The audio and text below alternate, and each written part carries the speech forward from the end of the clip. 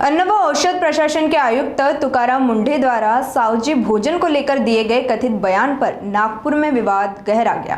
हलवा समाज युवा संगठन और सावजी भोजनालय संचालकों ने इस बयान का विरोध करते हुए तुकाराम मुंढे से सार्वजनिक माफी की मांग की। संगठन का कहना है कि अगर माफी नहीं मांगी गई तो उनके खिलाफ अदालत का दरवाजा खटखटाया जाएगा।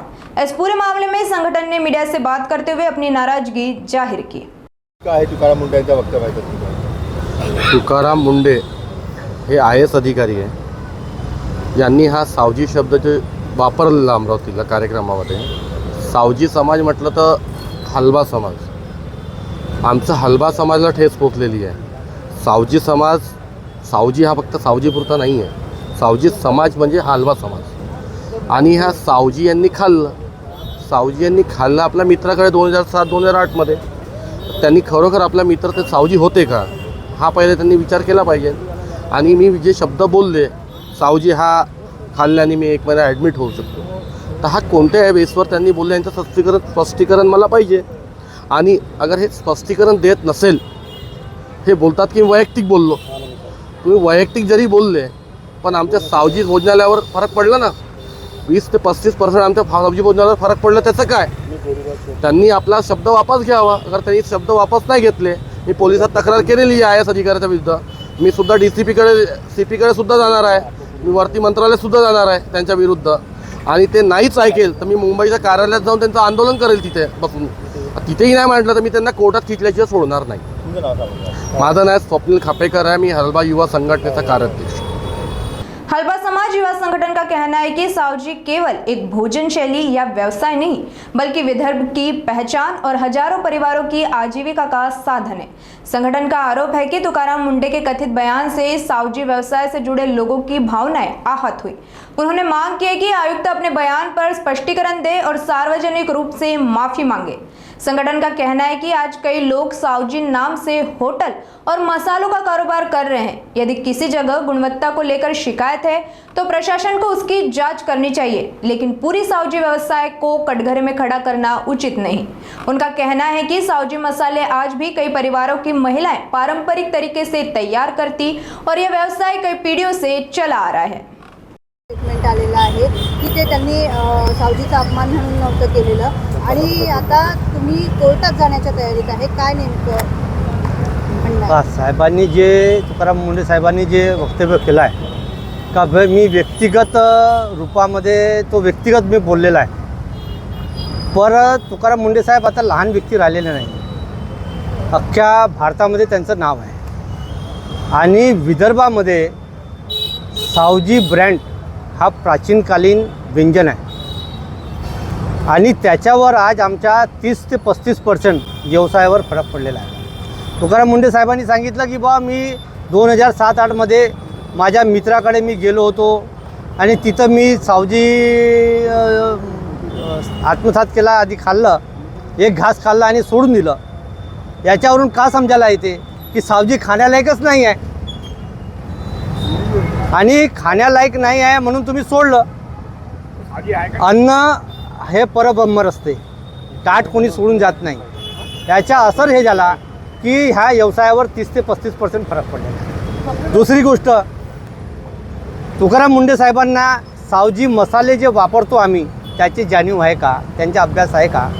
तुकाराम मुंढे साहेबांनी जे तेलाच्या बाबतीत बोललं, तेलच्या मॅन्युफॅक्चरिंग आमच्या घरी होत नाही। तेल कुठं बनते?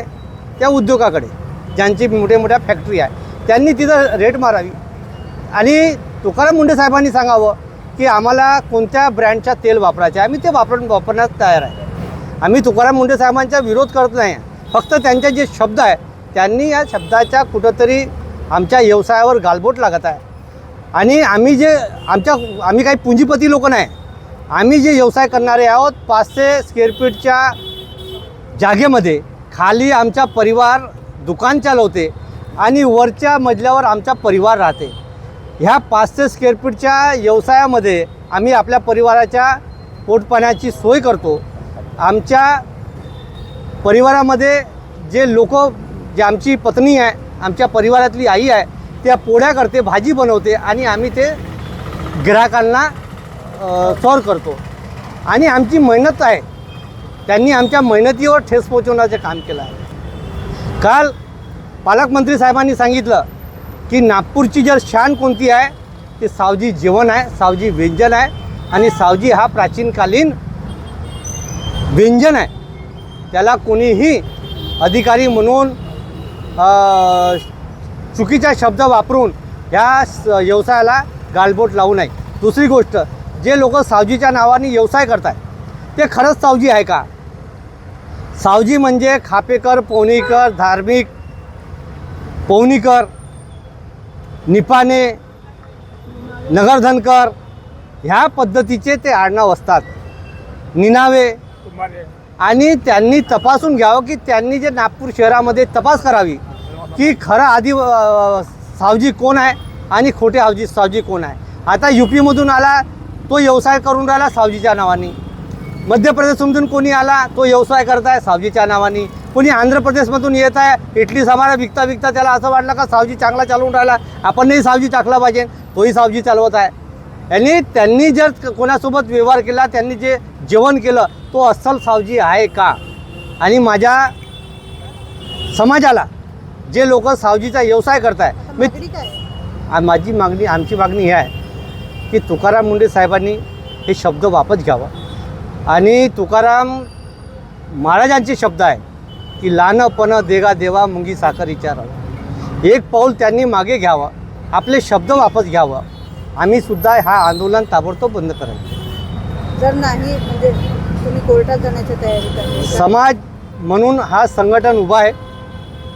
संघटनांनी जे काही दिशा दिली त्याच्या पावलावर पाऊल टाकून आम्ही समोर जाऊ. जे संघटन निर्णय घेतील, उद्या कोर्ट, निदर्शन, मोर्चा, आंदोलन, ये सगळे आम्ही करूँ. संगठन ने तुकाराम मुंडे को स्वयं सावजी भोजनालयों का निरीक्षण करने और वास्तविक स्थिति देखने की चुनौती भी दी. साथ ही चेतावनी दी है कि यदि जल्द माफी नहीं मांगी गई और मामले का समाधान नहीं हुआ तो लोकतांत्रिक तरीके से आंदोलन किया जाएगा और जरूरत पड़ने पर अदालत का भी रुख किया जाएगा.